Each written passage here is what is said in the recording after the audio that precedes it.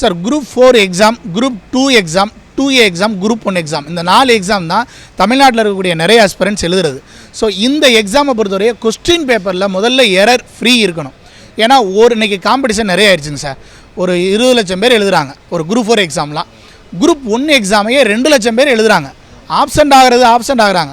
ஆனால் அந்த மாதிரி எக்ஸாம்ஸில் ஒரு கொஸ்டின், 2 கொஸ்டின், 3 கொஸ்டின் இந்த மாதிரி எரர் இருக்கிறப்ப என்ன ஆகுதுன்னா, அந்த கொஸ்டின் கூட இம்பேக்ட் பண்ணி அந்த அஸ்பரன்ஸோடைய லைஃப்பில் சேஞ்ச் பண்ணி விட்டுது.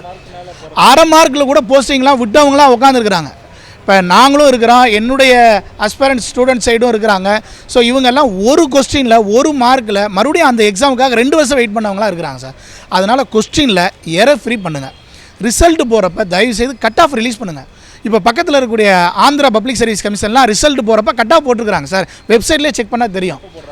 அவங்க ரிசல்ட் போடுறப்பயே கட் ஆஃப் போடுறாங்க. ஆந்திரா பப்ளிக் சர்வீஸ் கமிஷனில் இருக்காங்க. இப்போ நம்ம டிஎன்பிசியை பொறுத்தவரைய ரிசல்ட்டை மட்டும் தான் பப்ளிஷ் பண்ணுறாங்க.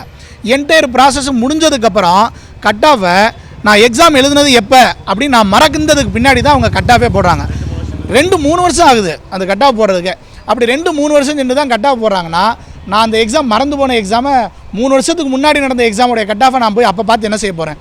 அதனால் அது வேண்டாம்.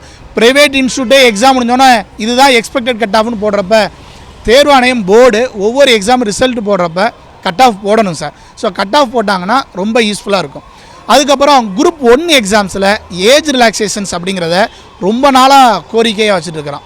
பக்கத்து மாநிலங்களில் 45 வயசு வரைய கூட எழுதலாம் அப்படின்னு ரிலாக்ஸேஷன் இருக்கிறப்ப தமிழ்நாடு போன்ற முன்னணி மாநிலங்களில் இப்போ நம்மளுடைய பப்ளிக் சர்வீஸ் கமிஷனை இந்தியாவிலே ஃபஸ்ட்டு ஆரம்பித்த பப்ளிக் சர்வீஸ் கமிஷன் 100வது வருஷத்தை நோக்கி போய்கிட்டு இருக்கக்கூடிய கமிஷன் தான்.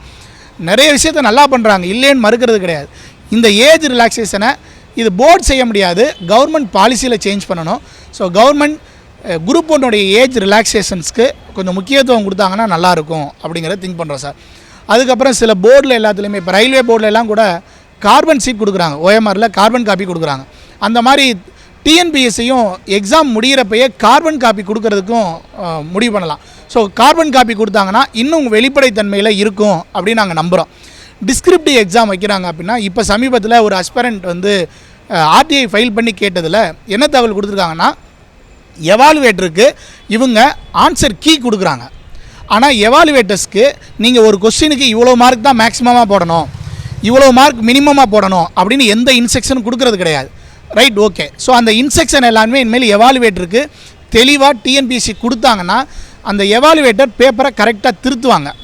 ஸோ எவாலுவேட்டருக்கு கொடுக்கக்கூடிய அந்த ஆன்சர் கீயையும் டிஎன்பிஎஸ்சி பொதுப்படையாக வெளியிட்டாங்க அப்படின்னம்னா, ஸோ ஒரு கொஸ்டினை எப்படிலாம் ஆன்சர் நம்ம ஸ்டிமுலேட் பண்ணலாம் அப்படிங்கிறத பார்த்துட்டு அடுத்தடுத்த எக்ஸாமுக்கு டிஸ்கிரிப்டிவ் எக்ஸாமுக்கு ப்ரிப்பேர் ஆகக்கூடியவங்க கொஞ்சம் அதுலேயும் மாற்றிக்குவாங்க. ஏன்னா எல்லாமே இன்ஸ்டியூட் போய் மட்டுமே படிக்கிறது இல்லைங்க சார்.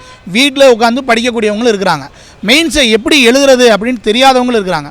நீங்கள் ஒரு கொஸ்டினுக்கு மெயின்ஸுக்கு இதுதான் ஆன்சர் கீங்கிறத போட்டிங்கன்னா இன்ஸ்டியூட்டுக்கே போகாமல் கூட கிராமத்தில் உட்காந்து படிக்கக்கூடிய மாணவர்களும் இப்படிலாம் ஆன்சர் கீ கேட்பாங்க. அப்போனா இந்த கேள்வி கேட்டால் இதுதான் ஆன்சர் கீங்கிறத ஓனாக ப்ரிப்பேர் பண்ண ஆரம்பிப்பாங்க.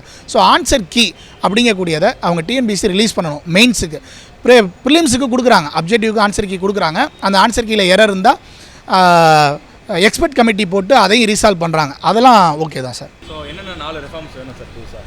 சார் குரூப் 1 பொறுத்தவரை ஏஜ் ரிலாக்ஸேஷன் கொடுக்கணும். அதை தமிழ்நாடு கவர்மெண்ட் தான் ஆக்ஷன் எடுக்கணும். குரூப் 2A அப்படிங்கிறத சிங்கிள் பேட்டர்ன் எக்ஸாமாக அப்ஜெக்டிவ் டைப் மட்டும் எக்ஸாமாகவே வச்சாவே போதும். மற்ற மெயின்ஸுங்கிறது தேவையில்லை 2Aக்கு. நீங்கள் மெயின்ஸ் எக்ஸாம் வைக்கக்கூடிய எக்ஸாம்ஸ்க்கு எவாலுவேட்டருக்கு ஆன்சர் கீ கொடுக்குறீங்க பார்த்தீங்களா? ஸோ அந்த ஆன்சர் கீவேர்ட்ஸை நீங்கள் வெப்சைட்லேயே நீங்கள் ஹோஸ்ட் பண்ணலாம். ஸோ அடுத்தது எவாலுவேட்டருக்கு நீங்கள் இன்ஸ்ட்ரக்ஷன் கொடுக்குறீங்க, மேக்ஸிமம் மார்க், மினிமம் மார்க், இல்லைனா ஆன்சர் கீ. கொஞ்சம் எவாலுவேட்டரையும் நீங்கள் கொஞ்சம் இன்ஸ்ட்ரக்ஷன் கொடுத்து பேப்பர் எவாலுவேஷனை தமிழ் மீடியம் இங்கிலீஷ் மீடியம் அப்படிங்கிற பார்சியாலிட்டி இல்லாத அளவுக்கு பேப்பர் எவாலுவேஷன் இருந்தால் நல்லாயிருக்கும். அதுக்கப்புறம் கட் ஆஃப் ரிசல்ட் போடுறப்பயே கட் ஆஃபை ரிலீஸ் பண்ணியிருக்கணும். அதுக்கப்புறம் OMR எழுதுகிறப்ப கார்பன் காப்பி அப்படிங்கிறதையும் கொடுத்தாங்கன்னா நல்லாயிருக்கும். செய்திகளை உடனுக்குடனும் துல்லியமாகவும் தெரிந்து கொள்ள சப்ஸ்கிரைப் பண்ணுங்கள்.